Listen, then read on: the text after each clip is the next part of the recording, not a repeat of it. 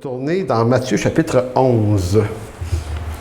Aujourd'hui, on ne fera pas une étude, une prédication textuelle. J'ai parlé de ça la semaine passée, mais je vais faire une prédication que je dirais plutôt thématique. Thématique sur l'humilité. Comment vous dire que cette prédication-là m'est parvenue d'une façon tout à fait curieuse. J'en parlais avec ma femme un matin. Je n'étais pas parti là-dessus du tout dans mon étude sur le sujet de cette semaine. Et j'étais vraiment dans d'autres choses. Puis là, j'avançais, puis je fouillais, puis je lisais, puis on prie, on fait toutes sortes d'affaires pour monter une prédication. Et puis tout à coup, tout ce que j'ai fait, ça m'a amené à ça à un moment donné. Puis je me suis dit, ben je suis plus dans le sujet du départ. Qu'est-ce qui s'est passé? Puis là, j'étais dans un autre sujet. Fait que je me suis dit, je vais voir ça comme une direction divine. En espérant que ça se dit. Donc, sur l'humilité, il y a quelque chose de très, très précieux qui m'a sauté aux yeux. Ce genre de choses que j'avais jamais remarqué. C'est souvent comme ça, d'ailleurs, quand on étudie l'Écriture. Je me suis posé la question de savoir qu'est-ce que c'était que l'humilité. Et parce qu'on se dit qu'on doit être humble, que l'humilité c'est une des grandes vertus chrétiennes, donc on se dit la chose, on se dit le mot, et après quand on se demande mais de quoi on parle, et probablement que si on faisait un petit sondage au milieu de nous, il y a une partie de nos réponses qui serait des stéréotypes, des trucs qu'on a ramassés à travers le temps, et on se dit, ben ça doit être ça, l'humilité. Donc, vous savez, quand on pense qu'on sait quelque chose, ben on la cherche pas plus. On la connaît, on l'a, on la possède, on se dit, ben voilà ce que c'est. Et à mon étonnement, en fouillant l'Écriture, j'ai remarqué que dans sa dimension chrétienne, l'humilité telle qu'elle est amenée par l'apôtre Paul, mais aussi par Jésus, ça nous amène ailleurs. Évidemment, c'est toujours l'humilité, mais elle a une dimension dans l'Écriture, cette humilité-là. Donc, elle se précise dans un comportement, dans un caractère, dans une posture. Et curieusement, l'humilité dans l'Écriture n'a pas nécessairement la posture de l'humilité qu'on peut imaginer. Parce que facilement, et là je vous sors des stéréotypes, on va parler d'une personne humble, une personne qui est silencieuse, qui ne parle pas beaucoup. Mais au fond, ça peut être beaucoup d'orgueil, ça. Tu sais, la peur de s'exprimer, la peur de dire, la peur de se prononcer. Donc le silence, c'est peut-être plutôt une crainte, plutôt une peur. La même chose, être face à une situation d'injustice, certains vont avoir la pseudo-humilité de se taire, de rien dire, de ne pas vouloir en savoir trop, comme s'il y avait une certaine vertu d'humilité à l'ignorance d'une situation, alors que ce genre de silence ou ce genre d'ignorance des faits, c'est peut-être aussi de la lâcheté pour ne pas avoir à se prononcer, au risque de perdre, vous voyez? Donc, derrière certains comportements humbles se cache quelquefois beaucoup d'orgueil, ou beaucoup de crainte, ou beaucoup de lâcheté. Mais, là, je dis ça de façon grossière comme ça, et que lorsqu'on regarde l'apôtre Paul, qui plaide beaucoup pour l'humilité, on se dit, cet homme-là n'est certainement pas un menteur, pas un tordu, et Paul a beaucoup de hardiesse en même temps. Paul, c'est un homme, je ne sais pas si je peux utiliser le mot pesant. Paul avait de la pesanteur, tu sais, il est présent là, dans ces églises-là, il est pesant théologiquement, il est pesant sur le plan de l'éthique, il a des idées claires, il les amène. Est-ce que c'est un manque d'humilité? Vous avez Jésus qui est l'humilité incarnée et qui va ramasser la table des changeurs dans le temple, on voit ça dans l'évangile de Jean. Il ne va pas de main morte. Il ne va pas de main morte avec les scribes, avec les pharisiens à plusieurs reprises. Et pourtant, dans le texte qu'on va lire, il affirme « Je suis doux et humble de cœur ». Donc, est-ce que Jésus, son comportement traduit ou transgresse ses paroles?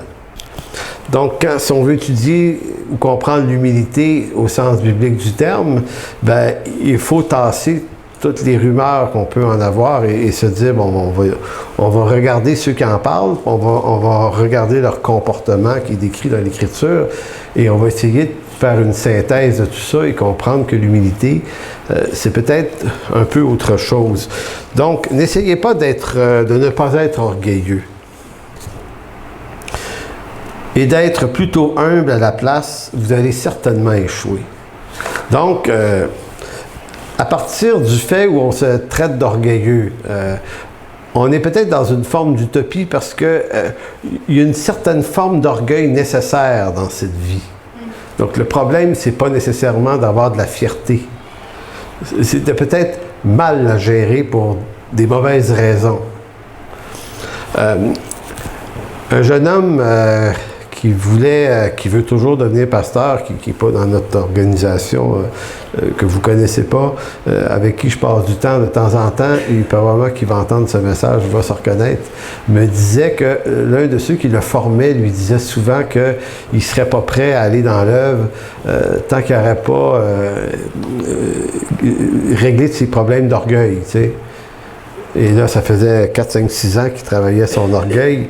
Fait qu'il me demande à moi, t'en penses quoi? Il dit, je ne sais plus quoi faire vraiment là, avec ça. Puis moi, j'ai dit, ben écoute, le problème avec l'orgueil, c'est que l'orgueil, c'est comme la goutte. Vous savez ceux qui souffrent de la goutte, là? Bon, ben l'orgueil, c'est comme la goutte. Tu ne meurs pas de ça, mais tu meurs avec ça. Fait que, si on veut former des disciples et qu'on essaie de travailler leur orgueil, on travaille la mauvaise chose. Parce que l'orgueil ne se combat pas en essayant de ne pas être orgueilleux. C'est comme... c'est presque dire à quelqu'un d'arrêter de respirer. Ça fait partie de ce qu'on est. Maintenant, peut-être que ça se gère. Mais ça ne s'élimine pas de nos vies. Et c'est important de le comprendre. Donc, pour éviter les méandres utopiques en ce qui entoure l'orgueil, il y a une autre façon très très simple, c'est que l'orgueil ne se combat pas par la non-orgueil, elle se combat par l'humilité. Maintenant, qu'est-ce que l'humilité? Ça nous ramène à cette question-là. Donc, l'humilité, c'est comme la beauté.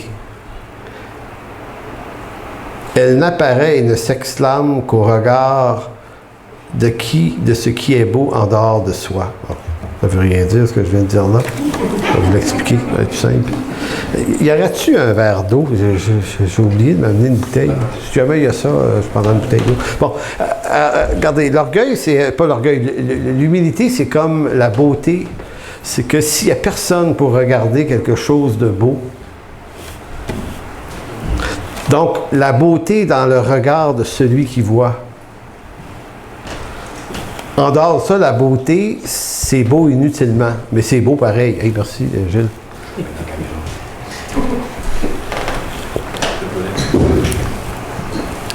ne sais pas si vous voyez ce que je veux dire. Il y a de ce genre de choses dont la valeur se voit dans une circonstance, mais en dehors de la circonstance, la chose...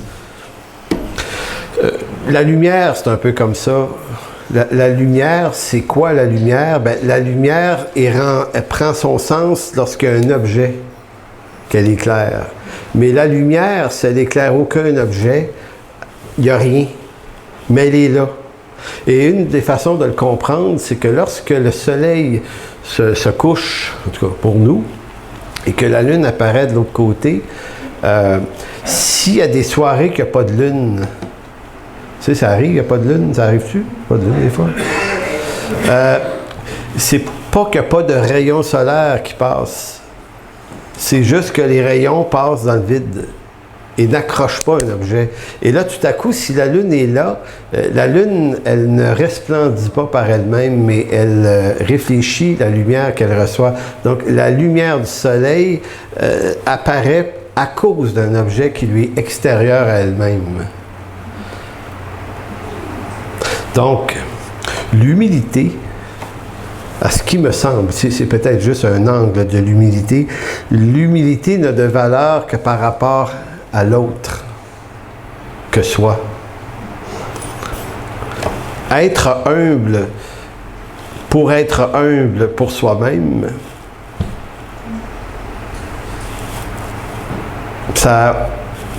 c'est comme la lumière sans objet. C'est là sans que ça serve absolument à rien. Donc, c'est cette idée de l'humilité qui m'a frappé dans cette étude, parce que c'est pas comme ça que je percevais l'humilité. Et on pourrait aller également sur l'exemple de l'amour de Dieu. Dieu n'a pas inventé une émotion qui s'appelle l'amour au moment où il a créé l'homme en se disant, bon, tu sais, comme si lui puis les deux autres de la Trinité s'ennuyaient dans une espèce de tourbillon supragalactique quelque part en dehors de l'univers qui n'existait pas, qui flottait quelque part et qu'à un moment donné, ils se sont dit, les trois se sont dit, ouais, ben finalement, ça finit par être plate, l'éternité, les gars, il faudra faire quoi? Il faudrait inventer quelque chose. On va inventer l'amour, on va inventer des hommes pour les aimer. Mais non, Dieu est amour sans même qu'on existe. Dieu est bonté sans même qu'on existe. Donc Dieu est tout suffisant lui-même. Le Père, le Fils et le Saint-Esprit s'aiment. Mais quand ils ont créé l'homme, ils ont décidé que l'homme deviendrait cet objet qui ferait paraître l'amour de Dieu. En plus que l'amour dont Dieu était déjà parfait en lui-même. L'amour paraît aux hommes à travers ce qu'on est. Donc, et peut-être que le fait de nous avoir fait pas trop aimables, ça manifeste encore plus la qualité de l'amour de Dieu. Donc, Dieu est amour et nous, on a été créés pour être l'objet de son amour. Donc, encore ici, l'amour de Dieu, si nous, on n'existait pas, l'amour de Dieu existerait, mais il existerait pour Dieu. Donc, qui saurait que Dieu est amour? Donc, Dieu manifeste son amour à l'homme qui devient objet de cet amour. Donc, l'humilité, l'amour, toutes les grandes qualités qui sont dans l'Écriture n'ont de sens que lorsqu'on se place dans un rapport à l'autre. Vouloir l'être soi-même, juste pour accumuler ses vertus pour soi-même, c'est une utopie orgueilleuse. Venez à moi, Matthieu 11. Venez à moi, vous tous qui êtes fatigués et chargés, et je vous donnerai du repos. Prenez mon joug sur vous et recevez mes instructions, car je suis doux et humble. Voilà ce que dit Jésus de lui-même. Je suis doux et il y a juste Dieu qui peut dire ça. C'est n'importe quel homme qui aurait dit une affaire de même. Je suis doux et humble de cœur. Il y a vraiment juste Dieu qui peut dire une phrase comme ça. Dans la bouche de n'importe quel être humain, là, c'est comme... Mais dis-moi, il dit, je suis doux. Et on sent la liberté avec laquelle lui, il peut affirmer cette chose dans la vérité. Je suis doux et humble de cœur. Et vous trouverez du repos dans vos âmes, car mon joug est doux et mon fardeau léger. Et c'est intéressant ce texte-là parce qu'on pourrait s'y arrêter pour voir tout ce qu'il contient d'extrêmement reposant. C'est comme s'il nous disait, les gars, les filles aussi, vous pouvez vous approcher de moi, ça va être doux. Ça va être doux parce que je suis un Dieu humble. Et le mot humble, tapeinos, se dit de celui qui est capable de se voir petit. Il y a d'autres mots pour humble dans le Nouveau Testament, mais celui-là, c'est comme si Jésus disait, je suis Dieu, mais je suis capable de me faire petit. Je suis ça, moi aussi, le grand Dieu, capable de se faire petit. Très intéressant comme idée. En se disant humble, Jésus ne se décrit pas sans instruction. Donc, son humilité ne se manifeste pas par un silence, par quelqu'un qui n'a rien à dire, qui n'a pas d'idée, qui n'a pas d'opinion, qui n'a pas de jugement. Non, Jésus est au cœur même de tous les jugements de son époque. Mais il n'y a pas de contradiction pour lui entre l'humilité et le fait qu'il a une instruction à donner. Jésus, dans cette déclaration, n'est pas dans l'affirmation de son autorité, mais il est toute autorité en lui-même. Mais il n'est pas dans l'affirmation. Ce qui nous dit une chose très intéressante sur des gens qui ont une position d'autorité. Moins tu la possèdes, l'autorité, plus tu dois l'affirmer. Non? Alors que quelqu'un qui la possède vraiment n'a absolument pas besoin de la défendre.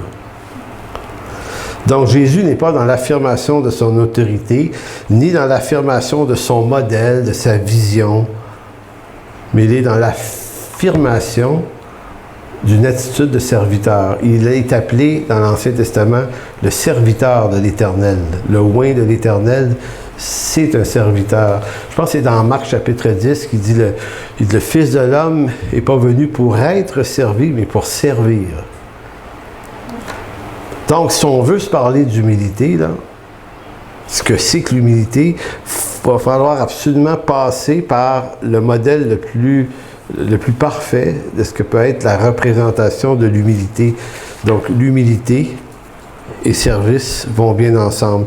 Plusieurs textes des évangiles nous font entendre Jésus nous dire que les largesses de Dieu sont là aussi, mais aussi pour les incroyants et pour les ingrats. Une autre facette de l'humilité de Dieu, c'est que Dieu n'est pas comme nous. Il n'est pas un chef de clan qui en a que pour les gens qui sont membres de son clan. Nous autres, on est pognés comme ça, ici-bas. Je vous disais souvent, des fois, on est une église locale et on va s'investir dans des gens, mais il faudrait qu'ils viennent à notre église. Donc, on sert des intérêts qui sont proches de nous. Et lorsqu'on regarde l'attitude de Jésus-Christ, il fait du bien à toutes sortes de monde qui jamais vont lui rendre. Et écoutez, dans Luc 6, je vous lis juste un petit bout. Bon, on va vous lire au complet, là, parce que le mot ingrat, je ne le trouve pas. Il va dire au verset, c'est 6,33 de Luc, « Si vous faites du bien à ceux qui vous font du bien, quel gré vous en sera-t-on? Les pécheurs aussi n'agissent-ils pas de même? Et si vous prêtez à ceux dont vous espérez recevoir, à quel gré vous en sera-t-on? Les pécheurs aussi prêtent aux pécheurs afin de recevoir l'appareil. Mais aimez vos ennemis, faites du bien et prêtez sans rien espérer, et votre récompense sera grande, et vous serez fils du Très-Haut. » Donc, il y a comme une comparaison entre cette attitude de générosité et s'associe à lui dans son œuvre en tant que fils du Très-Haut. Car Dieu, et là c'est là le punch, car Dieu est bon pour les ingrats. Les ingrats. Ça veut pas dire des gens maigres, les ingrats. Le mot grec ici, c'est akaristos, qui veut dire, se dit d'une personne déplaisante, non miséricordieuse. Donc Dieu est bon et miséricordieux avec qui ne l'est pas. Donc il dit, Dieu est bon pour les ingrats et pour les méchants. Soyez donc miséricordieux. Et là, c'est quasiment un jeu de mots. Il dit, Dieu est bon avec les non-miséricordieux. Il dit, vous soyez miséricordieux avec les non-miséricordieux. Donc, ici, le mot, là, miséricordieux, qui veut dire exercer de la compassion.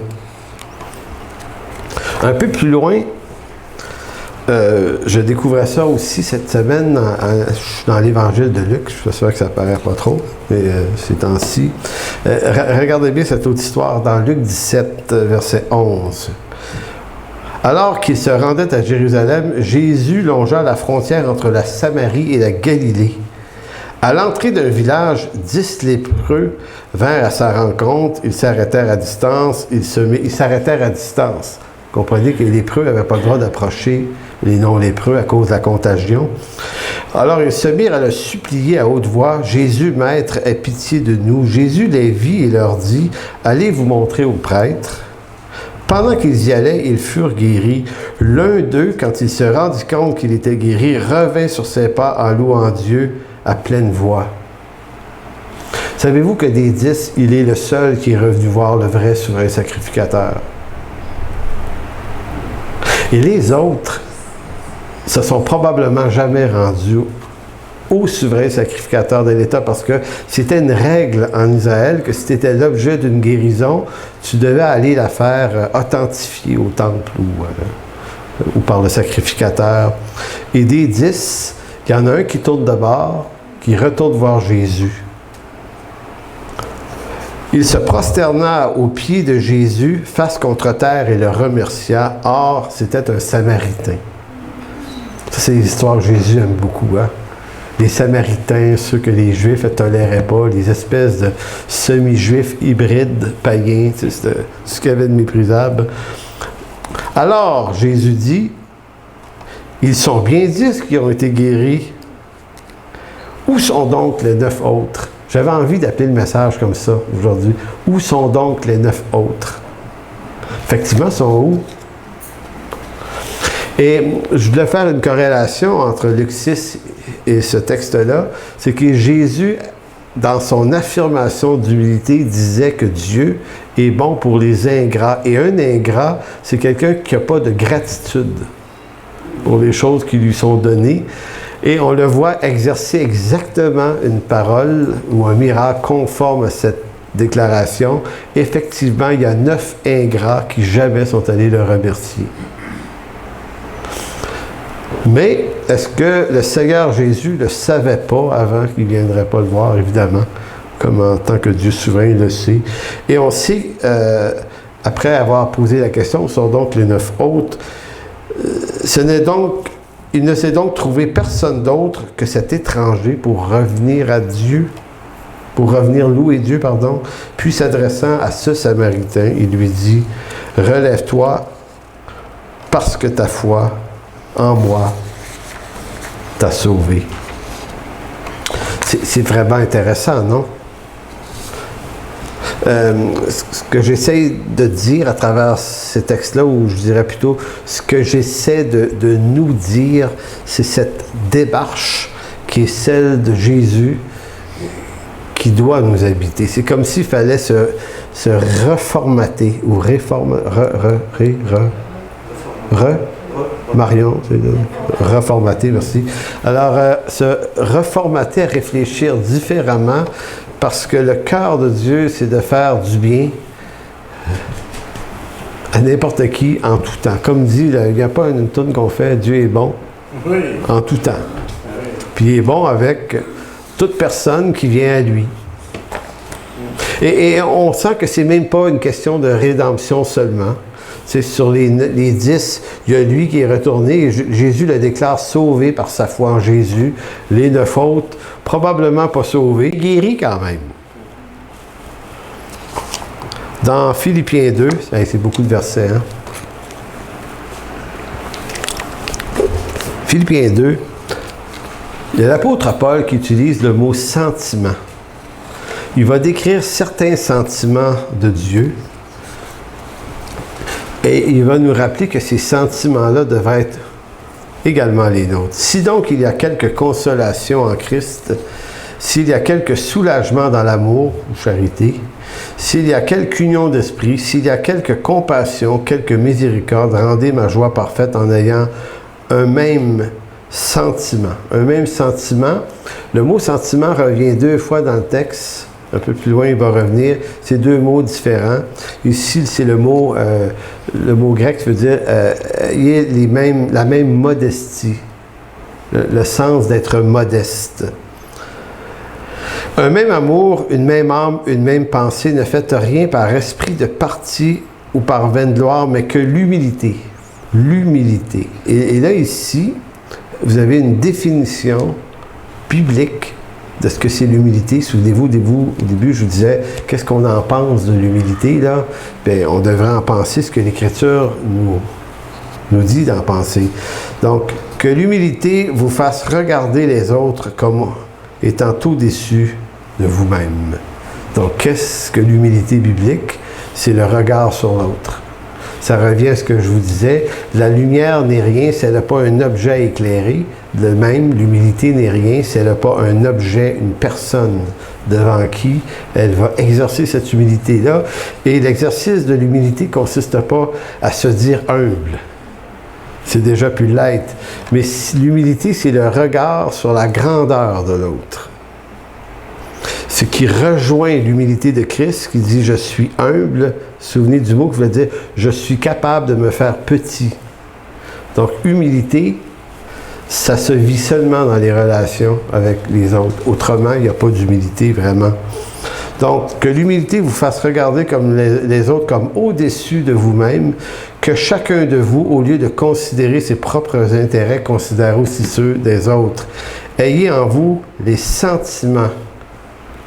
L'autre mot sentiment, c'est touto ici, touto, qui veut dire ayez les ceci, les cela, ces choses-là qui étaient les vertus mentionnées avant, qui va dire ayez ces sentiments qui étaient en Jésus-Christ, nous dit-il au verset 6.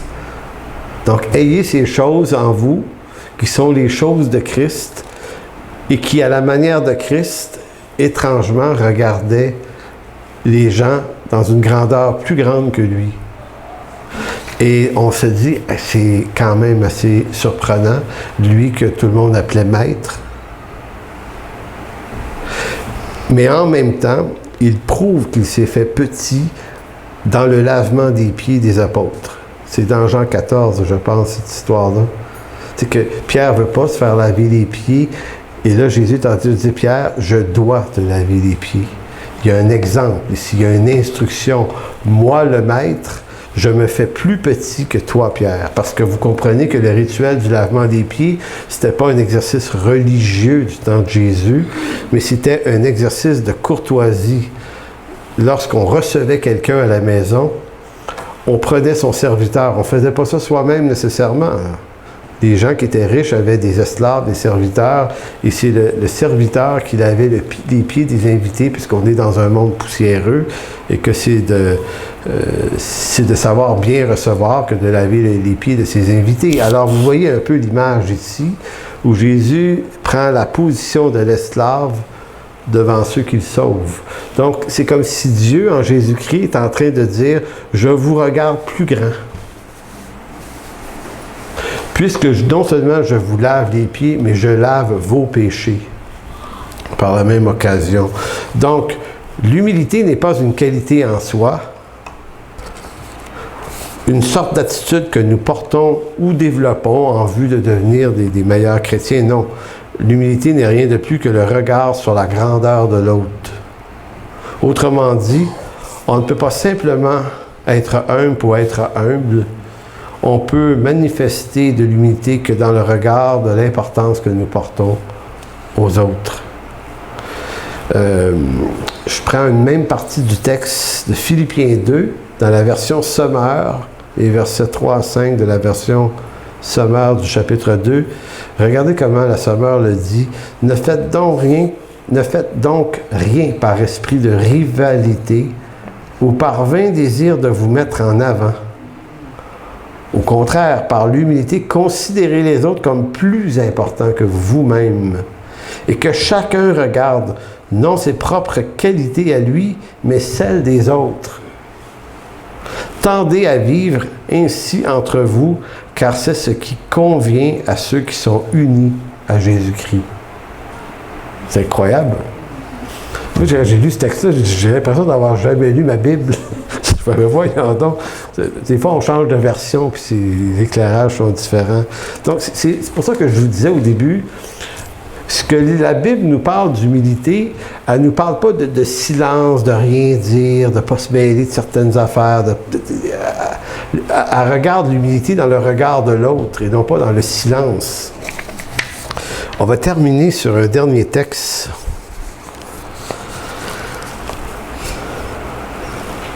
Tout ça pour dire qu'on peut se perdre de toutes sortes de façons dans la vie chrétienne. Et ce ne sont jamais la faute des choses. savez, on peut répondre à son appel de pasteur ou d'évangéliste ou de théologien puis exercer ça, mais c'est pas le savoir-faire dans la chose qui va nous faire serviteurs de Dieu, mais c'est beaucoup plus la qualité de l'humilité qu'on va manifester dans la chose. Vous voyez ce que je veux dire? Donc, dans Romains 12, je crois que ce texte-là met un accent sur lequel c'est vraiment béni de conclure cette prédication. Je vais vous expliquer l'idée avant de lire. Peut-être que lorsque je vais lire, ça va ressortir plus. C'est un peu comme si Paul nous disait que l'exercice de l'humilité dans une église locale, c'est dans l'exercice de la recherche du don, des charismes et des vocations des autres. C'est à quoi on n'est pas habitué. Nos modèles d'église nord-américains et occidentaux, depuis je ne sais pas combien de temps que c'est comme ça, on s'est créé des modèles, et Dieu a béni quand même, parce que Dieu bénit ce qu'il a à bénir, de toute façon, s'il y a peu, il va le bénir pareil, parce que c'est son œuvre, mais on s'est fait des modèles où on élève un certain nombre de vocations et les autres sont tues. Ils ne sont pas trop là. On est des églises, par exemple, à modèle très, très pastoral. Donc, on met beaucoup d'accent sur l'importance du pasteur. Donc, tout passe par sa vocation, son appel à lui, sa vision, comment lui voit la mission. À la limite, ça peut être de nature théologique aussi. Donc, ça culmine vers, on tourne autour d'une personne. C'est comme si on n'oublie pas que Jésus dans ça. Mais des fois, Jésus est presque en périphérie. Presque. Ce que Paul nous dit ici, c'est que le corps de Christ, c'est que Christ en est la centralité. Donc, le ou les pasteurs ne sont pas dans le centre, mais ils sont dans la périphérie de Christ, tout comme le corps l'est aussi. Donc, qu'est-ce qu'un pasteur? C'est simplement quelqu'un qui répond à la mission que Dieu lui donne ou à la vocation que Dieu lui donne. Comment vous dire que c'est pas qu'on ignore ces choses-là, théologiquement parlant, on lit nos Bibles, on les lit les textes, on le sait, mais on est capable de ne pas le mettre en action, ce phénomène-là. Et la raison, c'est la problématique du manque d'humilité. Et l'humilité qui est exposée par Paul ici, qu'il était dans Philippiens, si c'est le regard sur l'autre, c'est donc forcément que par humilité, on doit s'efforcer de voir chez l'autre Christ dans l'Église. Christ et le don qu'il a donné à cette personne. Le ou les dons qu'il a donné à cette personne. Tenter d'élever ce que Dieu a fait chez l'autre. Donc, écoutez bien comment c'est écrit au verset 3, Romains 12, 3. « Par la grâce qui m'a été donnée. » Et là, comprenons bien que cette phrase-là n'est pas vide de sens. Paul est en train de dire, ce que je m'apprête à vous dire, c'est une connaissance qui me parvient par une grâce qui m'a été donnée. C'est une grâce qui m'a été donnée de vous le dire. Et alors il dit, je dis à chacun de vous de n'avoir pas de lui-même une trop haute opinion, mais de revêtir des sentiments modestes, ce qui est l'humilité. Mais voici comment. Selon la mesure de foi que Dieu a départie à chacun. Car comme nous avons plusieurs membres dans un seul corps, et que tous les membres n'ont pas la même fonction, ainsi nous qui sommes plusieurs, nous formons un seul corps, et nous sommes tous les membres les uns des autres. C'est pas une définition de l'humilité qui nous viendrait naturellement. Comme si Paul nous disait, vous voulez exercer l'humilité entre vous? Bon, adoptez pas une posture de quelqu'un qui a l'air humble, c'est idiot. Et le but, c'est pas d'avoir l'air de la chose. L'humilité, c'est l'espace qui est laissé à l'autre pour que lui aussi, par ses dons, dans le corps de Christ, puisse exister. Alors même qu'on apprend à faire ça, nous sommes humbles et modestes. Et on s'en rend probablement pas compte parce qu'on n'est pas en train d'essayer de postuler l'humilité, on est juste en train de répondre à une exigence de l'Évangile par rapport à l'Église. Amen. Nous allons prier. Et après, est-ce que la Sainte Seine? Oui, d'accord. Alors, Seigneur, mon Dieu, on veut te rendre grâce aujourd'hui. Seigneur, cette instruction qui nous parvient ce matin,